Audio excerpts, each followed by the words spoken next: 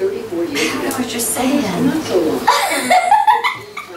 Have the same commitment to honesty. You gotta excuse this young child here. He's a little retarded. We found him walking alongside the road one day and we decided we'd pick him up. Yeah, well, we should have put it back.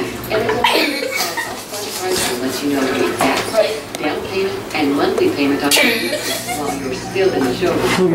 We don't quite understand why he does things that he does, but that's why I'm videotaping this to try to figure it out. 30 minutes to burn, 30 to burn calories, 30 to burn fat. Do both with the strength and cardio workout. For her.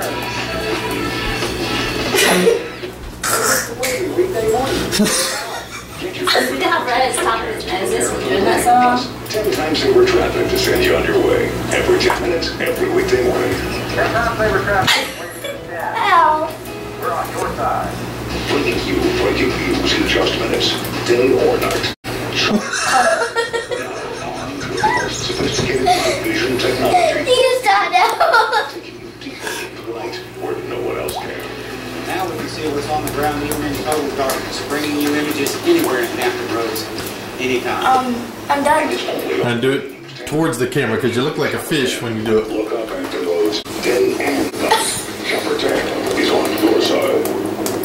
Closed captioning is brought to you by Bruce. Insurance companies don't repair your car. We do.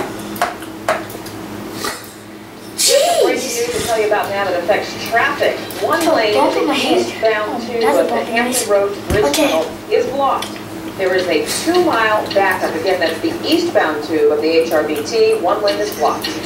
Topping news across the nation now. Oh, you have to show this to your mom. Airport killing the pilot and his passenger. The homeowner was in the house at the time, but incredibly escaped unharmed. The plane smashed into the end of the home. Luckily, spilled jet fuel did not erupt into flames.